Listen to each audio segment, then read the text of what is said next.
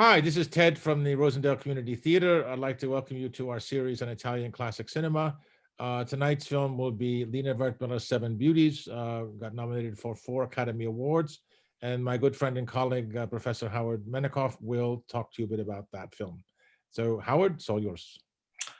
Well, welcome to Italian Cinema Classics, sponsored by the Rosendale Theater. I'll be talking a little bit about Seven Beauties, Lina Wertmüller's 1975 film starring Giancarlo Giannini, Fernando Ray, and Shirley. The movie created quite a sensation when it opened up in New York. John Simon, the controversial film critic at New York Magazine at the time, called it the best film he'd seen in the last 20 years.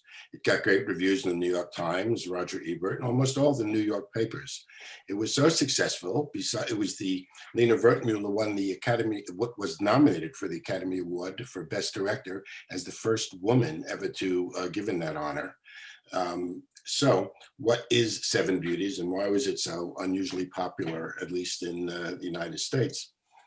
It is the story of Pasqualino Seven Beauties. Pasqualino is a dandy character who has 7 rather unattractive sisters. The sisters and their mother work a mattress factory, which Pasqualino earns. He's a dandy about town, a womanizer, and deals with the, although he flirts with women constantly, there's the double standard of how Italian women are looked at.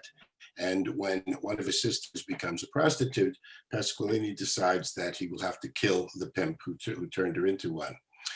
So our hero in this film is a murderer, a rapist, and a coward and a deserter. And yet he's a sympathetic character. And generally because of the portrayal of Giancarlo Giannini, the movie is also in many respects a picaresque comedy about life in fascist Italy. And it turns into a rather depressing Holocaust film in a German concentration camp. And to be able to pull off this combination of comedy and drama is quite a feat. Most people found the film rather unbelievable in terms of pulling this story together.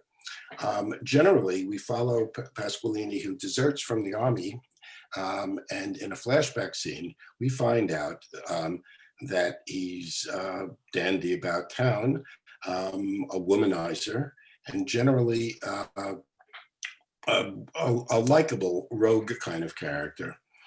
When his sister becomes a prostitute, he, in a rather comic murder attempt, does in fact kill the pimp, gets arrested in a madcap chase with the police, is found guilty, claims mental insanity, and is put in a mental institution where he rapes another patient.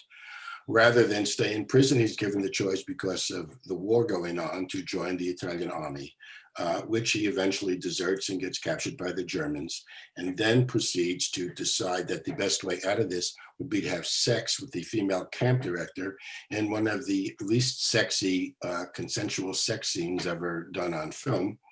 And the movie asks a number of questions. That, first of all, is not standing up to evil being evil in itself? Is there such, does one always have ethical choices given the situations one can run into in life? And another thing to ponder while we look at this film is, despite the popularity and critical acclaim in the United States, this film was not considered brilliant in Italy, and Lina Wertmüller's reputation is not that great there. So these are things to consider, and thank you. Thank you, Howard. That was great. So I just hope you all enjoy Lina Wertmüller's Seven Beauties. And the next film in this series will be Bernardo Bertolucci's The Conformist. Thank you. Have a good evening. Bye.